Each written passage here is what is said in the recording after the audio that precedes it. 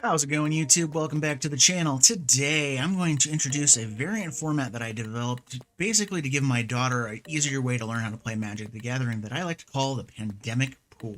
It basically means Commander, but I'm limiting myself to sets that have been printed during the pandemic years of 2020 through now. So what's available to build around? Well, these sets are what is included during this time period.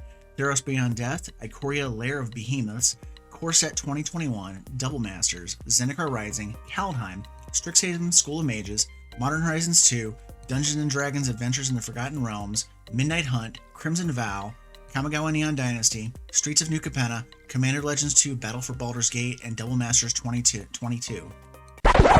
We have a breaking news bulletin. I screwed up. With all those sets I listed, I actually missed two and realized it during the editing process, so I'm going to insert this little clip. Cards from Commander Legends and Time Spiral Remastered are also part of the pandemic pool, and listening all this out, I did not realize just how much product has been released in the last 2.5 years. And now, back to the original recording. Hooray! This also includes cards from all the Commander products released from each of these sets in the same time period, as well as secret layers and list cards that were put into the set boosters. Any cards newly printed or reprinted in these products are eligible for this variant format that I've developed, and the ban list is the same as the regular Commander list, because there's not very many cards in that same time period that will be on the ban list. I'm thinking Hull Breacher is about it. So, what does this accomplish? Well, first off, it curbs the power level of what you're doing, and it curbs a little bit of the old errataing that's harder to explain to a younger child as I'm trying to teach her how to play this game. And it may also apply to people who don't understand how to play Magic, and if you show them an older card that's errated to hell and you go, oh, well, it doesn't work like that anymore, it's kind of hard to explain that to somebody. So what I've done is cut off 28 years worth of Magic sets and only stuck to these newer sets to make some decks. And what I end up with is actually still some fairly powerful decks, because there are still a lot of good reprints that have been put into secret layers and into the set lists and into the precons that were printed. So what I've come up with is kind of a slower battle cruiser style format, but still has some power built into it. So what have I come up with so far? I picked 3 legends out of New Capenna, and I built decks around them. And I'm going to give you just a quick hit list of what I've put together so far. The first deck I built was Keza, Augur of Agonies. She's a 3/4 for 1, a white, blue, black, that says whenever you draw a card, target opponent loses life, you gain a life. Okay, that's great.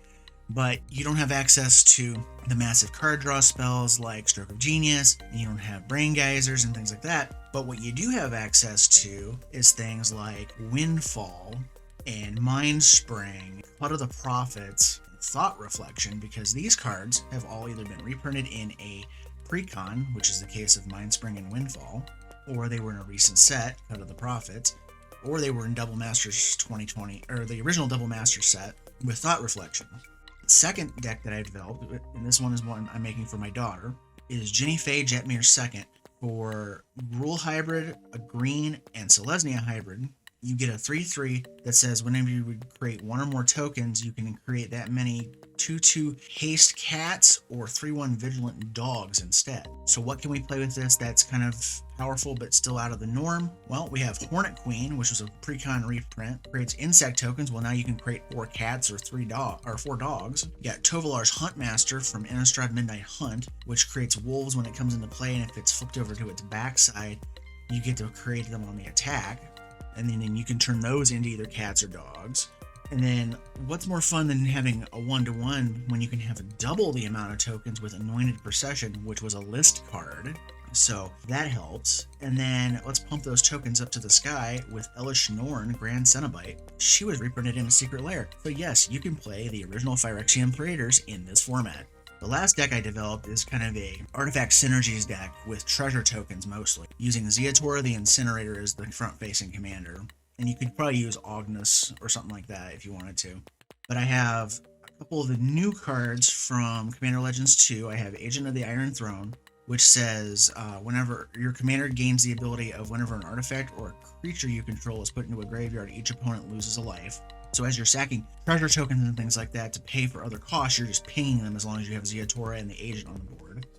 We also have, from the same set, Ingenious Artillerist. It's a 3/1 for 200 red that says whenever one or more artifacts enter the battlefield under your control, it deals that much damage to each opponent. So at the end of turn, say Zia Tora comes into play, and it slams 3 treasure tokens into play at the end of the turn, you're going to deal 3 damage to each opponent. Kind of really good. And then since we're still in the sacrificing mood and dealing damage, I also have Marionette Master, which was in the AFR precons. For 6 mana, you get a 1/3 with Fabricate 3, which means you can make 3 servos, or you may put 3 counters on her. And whenever an artifact you control is put into a graveyard, target opponent loses life equal to the power of the Marionette Master. So more than likely, you're going to put the counters on her, make her bigger, and then just start shooting people as you sacrifice treasure tokens. Because with counters on her, every treasure token you sack is going to deal 4 damage. That's really good.